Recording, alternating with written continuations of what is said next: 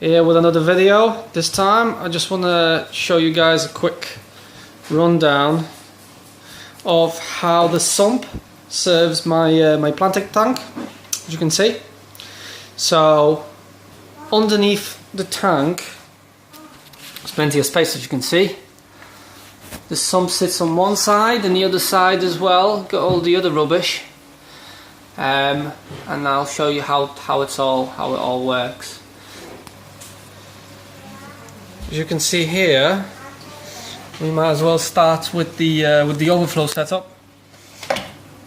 So the overflow, I found these plans online somewhere. I think they're called the Bean Animals plans. This is the guy that first posted this version on the forum, and to be honest, they are pretty incredible. To be honest, it's crazy quiet. I've got two pumps hooked up to this. One's 10,000, the other one's 6,500 liters per hour. So there's quite a lot of flow, and these things just handle it like champs. And there's barely any noise. It's crazy. These PC fans are way louder than the actual overflow. So you've got this. This is the main overflow. This is where most of the water's coming through. This is the second one, is where any remaining water comes down above the capacity of this one, which I can adjust this one. I'll show you down below in a minute.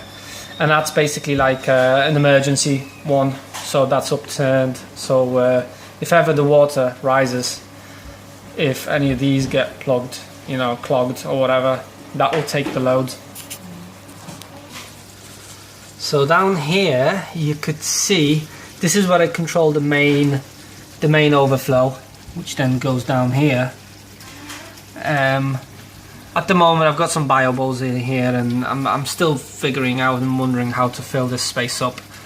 I had foam in there, but the problem with the foam I had, the filter foam, is that because there's so much CO2 in this water, there's actually a bit too much water coming down here. I'm gonna have to fix that in a minute.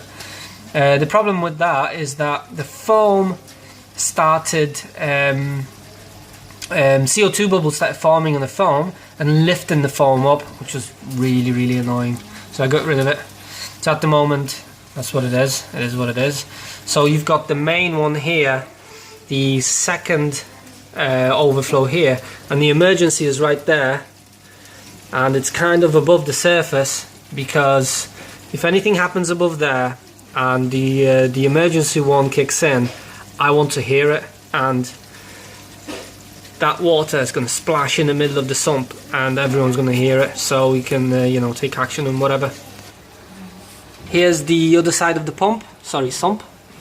I've got some filter socks there and some what's it called? Filter socks and some heaters.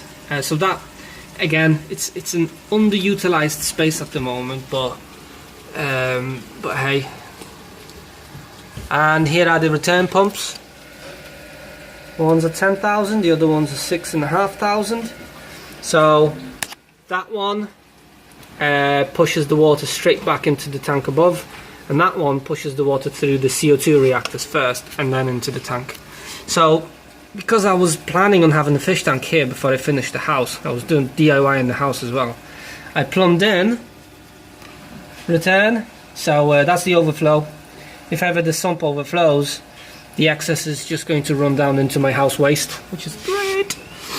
And in here there's a second chamber. I don't know if you can see that water and that water don't mix, but I constantly trickle in a bit of fresh water. Go on, trickle in. Oh, there you go. There's a tiny trickle of water that's constantly trickling in here, and that overflows into the main body of the water. So it's like an automated, water change thing. So that's pretty much it. I hope you guys learned something.